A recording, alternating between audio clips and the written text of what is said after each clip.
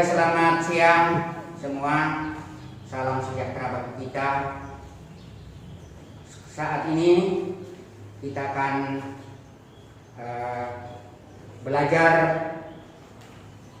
tentang IPS, Ilmu Pengetahuan Sosial kelas 2, bab 4 tentang perubahan masyarakat Indonesia.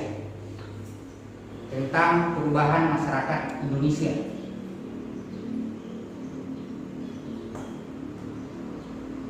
Kebetulan pada masa pandemi COVID-19, materi kelas 8 bab 4 memang berjudul perubahan masyarakat Indonesia, di mana perubahan masyarakat Indonesia ini karena kedatangan bangsa-bangsa Eropa di Indonesia sampai pada masa penjajahan bangsa Belanda, atau kita di Indonesia dikenal dengan kita dijajah atau kita dijajah oleh bangsa Eropa selama kurang lebih 350 tahun atau 3,5 abad. Kedatangan bangsa Eropa di Indonesia ada 4 bangsa yang berlumba-lumba, yaitu pertama adalah bangsa Portugis, bangsa Spanyol, bangsa Inggris, dan Belanda. Masa kedatangan bangsa Eropa ini sejak tahun 1512 sampai 1596. Di masa kedatangan bangsa Eropa di Indonesia, bangsa Indonesia belum merasakan perubahan kehidupan masyarakat Indonesia. Dalam hal ini, bangsa Indonesia belum dikategorikan mengalami penjajahan. Tetapi nanti sesudah memasuki tahun 1500 atau sesudah tahun 1596, baru bangsa Indonesia merasakan penjajahan dari bangsa-bangsa Eropa. Nah, masa penjajahan bangsa Eropa yaitu sejak berdirinya VOC tahun 1602, kemudian dilanjutkan oleh diambil alih langsung oleh pemerintah Belanda yang diwakili oleh gubernur-gubernur yang terkenal di masa penjajahan adalah 3 gubernur, yaitu Daendels, Raffles, dengan Pandenbosch. Di masa penjajahan ini 350 tahun, rakyat Indonesia banyak mengalami perubahan kehidupan, baik kehidupan ekonomi, sosial, budaya. Kemungkinan sejalan dengan kedatangan bangsa COVID-19 tahun yang kita alami ini, mengalami banyak perubahan kehidupan, seperti kehidupan ekonomi, kehidupan sosial, kehidupan yang lain. Adik-adik yang saya kasih dan saya banggakan sebagai anak bangsa, di masa penjajahan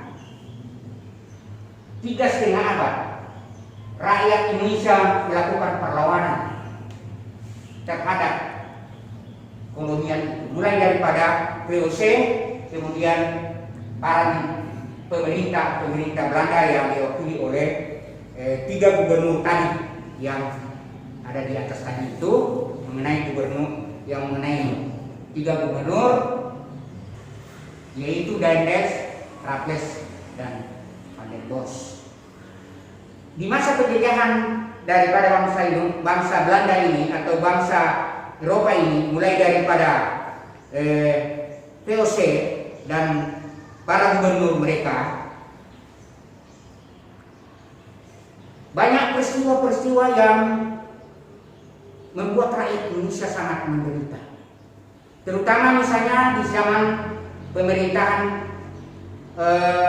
VOC yang terkenal di situ adalah monopoli perdagangan, sehingga rakyat Indonesia sudah tidak bebas menjual hasil buminya kepada pedagang-pedagang lain, sehingga otomatis mengalami kerugian para petani-petani itu, sehingga mengalami kemiskinan.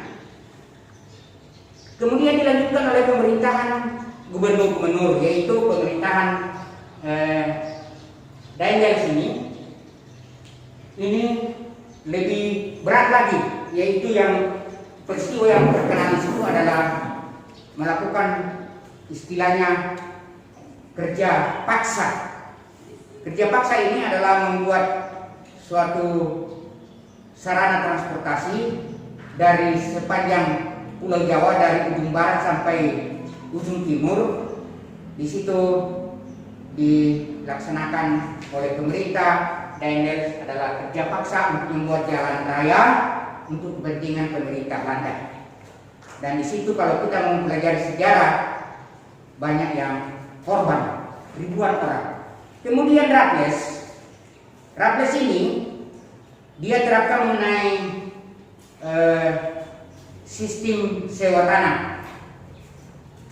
Dan yang ketiga yaitu Pandenbos. Pandenbos ini dia menerapkan tentang istilahnya tanam paksa.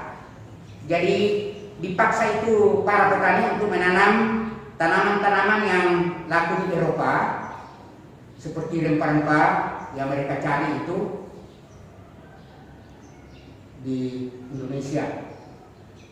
Dipaksa kepada rakyat untuk menanam tanaman-tanaman seperti rempah-rempah, sehingga rakyat hanya sebagian kecil tanahnya yang ditanami tanaman pangan, sehingga kekurangan bahan makanan. Itulah bagian-bagian daripada perubahan-perubahan kehidupan dari segi ekonomi. Begitu juga dari segi pemerintahan. Jadi sudah diambil alih oleh pemerintah Belanda atau pemerintah Eropa. Dan selama itu rakyat tidak tinggal diam, tetapi melakukan perlawanan-perlawanan. Pertama yang dilakukan adalah ada namanya perlawanan-perlawanan di daerah-daerah. Itu sejak dari pemerintahan VOC. Masing-masing daerah memperjuangkan daerah-daerahnya sendiri, seperti misalnya di Makassar, di Maluku, dipimpin oleh pemimpin-pemimpinnya sendiri.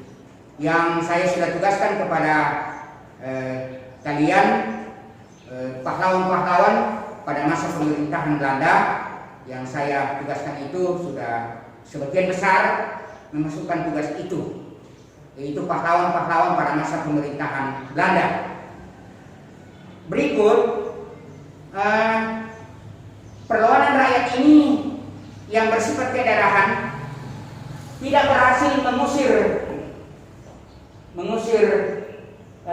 bangsa Eropa di Indonesia, sehingga rakyat Indonesia atau pemuka-pemuka rakyat yang sudah berpendidikan, karena saat di zaman pemerintahan Belanda, ya rakyat Indonesia juga ada yang diberikan juga izin untuk mengikuti pendidikan, terutama keturunan-keturunan raja, sehingga mereka mempunyai pendidikan yang sudah tinggi. Lalu dia merubah perjuangan mereka menjadi pergerakan kebangsaan dari perjuangan kedaerahan, berubah sekitar tahun 1900, yaitu dimulainya pada tahun 1908, yaitu berdirinya namanya Budi Utomo. Di situ perlawanan rakyat Indonesia berubah menjadi pergerakan kebangsaan, sehingga dia berhasil mengusir bangsa penjajah.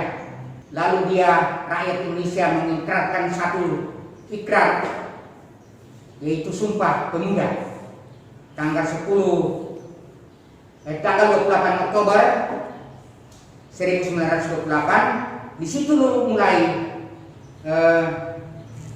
bergerak secara nasional untuk memperjuangkan kemerdekaan Indonesia. Sehingga beberapa kemudian pada tahun 1945 Indonesia boleh berhasil memproklamirkan kemerdekaan Indonesia. Memang dalam sejarah perjuangan bangsa Indonesia ini cukup luas, tetapi pada intinya yang saya akan minta kepada kalian sebagai anak bangsa, ada beberapa nilai-nilai